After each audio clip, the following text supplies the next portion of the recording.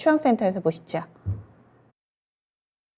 네, 밋밋하게 흘러가고 있는 시장이지만 또 특징은 분명하게 있습니다. 간밤 여러 가지 우려감들이 완화되면서 미국장이 상승을 보였는데요. 유가가 다시 한번 하락세를 보이면서 인플레이션에 대한 우려가 다시 한번 완화됐습니다. 나토 회의에서 러시아산 원유, 가스에 대한 수입 금지 조치가 나오지 않고 있는 상황이죠. 러시아, 우크라이나는 여기에다가 전쟁 발발 이후 처음으로 군 포로들을 서로 맞교환했습니다. 전쟁에 대한 우려가 다소 완화되고 있는 모습이고요.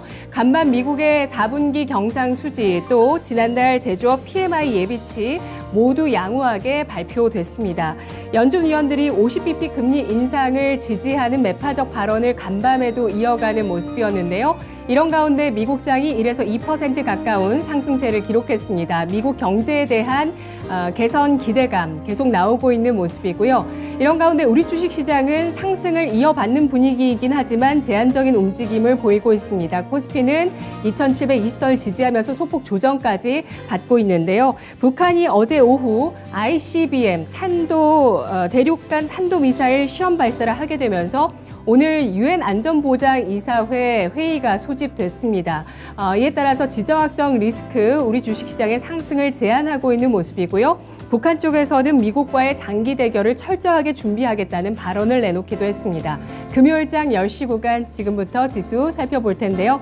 먼저 코스피 지수입니다. 이틀째 하락하고 있습니다. 0.13% 하락하면서 2726.13포인트 선, 거래대금은 어제와 비슷한 4조 원 부근 3조 8,100억 원 나타나고 있는 양상인데요. 분봉 상황 보겠습니다. 0.41% 오르면서 2740선에서 출발했습니다. 이 선을 고가로 해서 장중에 밀려 내려가는 모습이고요. 하락 반전까지 하면서 2722선 저점을 형성했습니다. 현재는 2725선 가리키고 있고요. 4포인트가량의 하락세를 기록하고 있습니다. 수급 상황 살펴보겠습니다. 유가증권 시장에서 기관 쪽에서 이틀째 순매도를 가리키고 있습니다. 개인 쪽에서는 이틀째 순매수 나타나고 있는데요. 개인 쪽에서 4,347억 원어치를 사고 있고 기관 쪽에서 2,178억 원어치를 매도하고 있습니다. 외국인 쪽에서도 4거래일 만에 매도하면서 2,210억 원어치를 팔고 있는데요.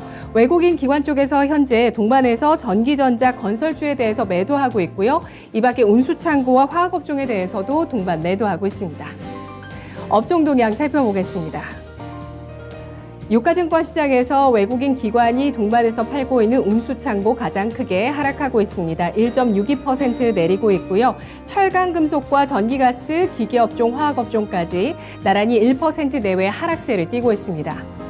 상승하고 있는 업종도 있는데요. 의료정밀 어제에서 오늘장까지 이 시각 상승하고 있습니다. 오늘 덴티움의 주가 상승 눈에 띄고 있고요. 1.42% 오름세 나타나고 있습니다. 외국인 기관 쪽에서 팔고 있지만 전기전자 오름세인데요. 0.8% 오름세 뒤를려서 섬유의복, 제조업종까지 소폭 상승하고 있습니다. 시가총액 상위 종목군들 움직임 보시죠. 대체로 하락세를 띠고 있는 가운데 배터리셀의 나홀로 상승이 눈에 띄고 있습니다. 그리고 카카오까지 상승에 동참하고 있습니다. LG 에너지솔루션의 주가 상승은 꾸준하게 이어지고 있습니다. 벌써 8거래일째 주가가 상승하고 있는데요. 어제는 미국 애리조나주에 1조 7천억 원을 투자해서 원통형 배터리 신규 공장을 건설한다는 발표가 있었고요. 또 미국의 완성차 업체 스텔란티스와 함께 캐나다 쪽에 신규 공장을 설립한다는 소식이 나왔습니다. 투자를 통한 성장에 대한 기대감 나오고 있고요. 또 원통형 배터리의 수요가 견조한 가운데 1분기 실적도 예상보다 좋을 것이라는 증권사의 분석 나오고 있습니다. 이와 함께 증권사 목표 주가 상향 리포트 계속되고 있는데요. 이와 함께 LG 에너지솔루션의 주가 오늘장 7%까지 탄력을 보이고 있습니다. 시총 2위 종목 43만 6천 원에 거래되고 있고요. 삼성 SDI도 1.8% 넘게 오르면서 54만 1천 원 선에서 거래되고 있습니다. 나흘째 오름세 기록하고 있습니다. 오늘 하나금융투자에서도 역시 삼성 SDI에 대한 분석도 나왔는데요. 원자재 가격 상승에 대한 리스크가 그동안 과도하게 반영됐다고 판단하고 있습니다. 다만 반도체 공급이 부족하면서 고정비 부담은 증가하고 있다고 분석하고 있는데요. 앞으로 차량용 반도체 공급 개선 시그널이 중요하다라고 판단하면서 올해 미국 쪽의 전기차 보조금 정책이 나오면서 미국 쪽의 성장 예상된다라는 분석 나오고 있습니다. 54만 원대 삼성 SDI 주가 움직이고 있습니다. 간밤 미국장에서 상승을 주도했던 것은 바로 철강주와 반도체였는데요. 하지만 우리 반도체주들은 상승에 동참하지 못하고 있습니다. SK하이닉스 1.2% 하락, 삼성전자, 소포 약보합권의 움직임이고요. 포스코홀딩스가 1.8% 하락세를 띠고 있습니다. 유가증권 시장의 특징 첫 번째 잡아보도록 하겠습니다. 사실 오늘장 특징을 잡기가 좀 어려운 건 사실입니다. 그런데 그 와중에 특징을 잡아보자면 전쟁, 금리 인상 관련주가 52주 신고가를 경신하고 있다는 점인데요. 먼저 우크라이나 사태로 전 세계 곡물 가격의 강세가 이어지고 있습니다. 외신에 따르면 이 전쟁 발발 이후 한 달 동안 밀과 보리의 가격이 각각 21%, 33% 급등했고요. 사료 가격 역시도 40%까지 급등했다는 소식이 나오고 있습니다. 연말까지 우크라이나는 곡물 수출을 금지하는 조치를 내려놓은 상황인데요. 이와 함께 오늘장 현대사료 5연상 기록하고 있습니다. 5거래일 연속에 상한가를 기록하면서 69,200원 선에 거래가 되고 있고요. 그리고 러시아 쪽에서 이 항로가 막히게 되면서 운송비가 높아지자 국내에서 유통되고 있는 연어, 고등어, 킹크랩 같은 수산물의 가격이 급등하고 있습니다.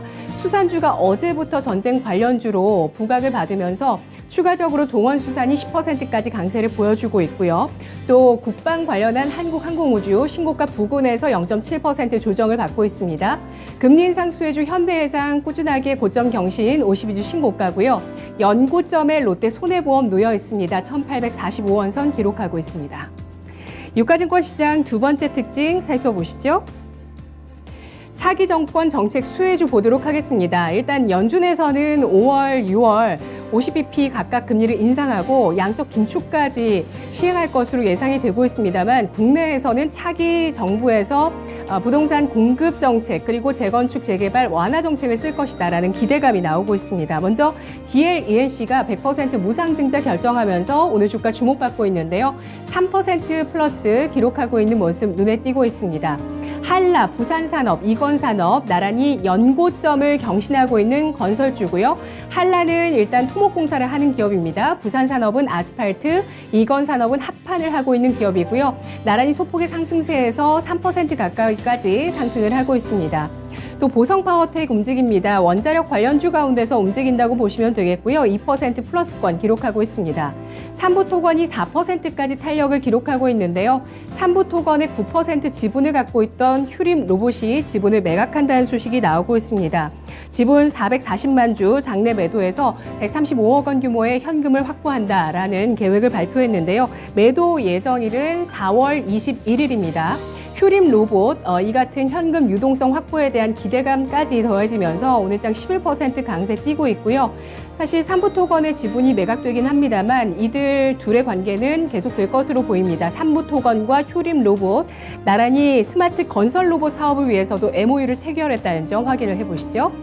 이어서 코스닥 시장 가보겠습니다. 코스닥은 나흘째 상승하면서 930선을 다지고 있습니다. 현재 0.3% 오르면서 934.45포인트, 거래대금 어제보다 더 동반하는데요. 4조 3천억가량 나타나고 있습니다. 분봉 상황 보시죠. 0.56%가 오르면서 936선에서 출발을 했습니다. 이후에 937선 고점이었고요. 933선이 저점인데 이 저점 부근에서 934포인트 선에서 움직이고 있습니다. 2.77포인트 오름세 기록하고 있는데요. 수급으로 이어가 보겠습니다. 외국인 기관 쪽에서 이틀째 동반 매도하고 있습니다. 각각 430억 원, 203억 원어치를 팔고 있고 개인 쪽에서 734억 원어치 매수 우위를 가리키고 있습니다.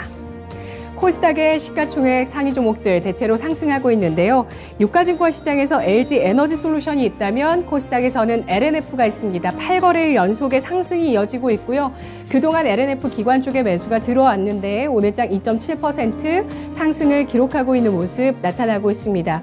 스튜디오 드래곤 2.5% 상승하고 있죠. 그동안 작품이 좀 저조하면서 실적 성장이 미미한 그런 종목이었지만 최근 들어서는 올해 나올 여러 가지 텐트폴과 드라마에 대한 기대감 나오면서 실적 기대, 해외 진출 기대까지 나오고 있습니다. 스튜디오 드래곤의 주가 9만 원대에서 움직이고 있습니다.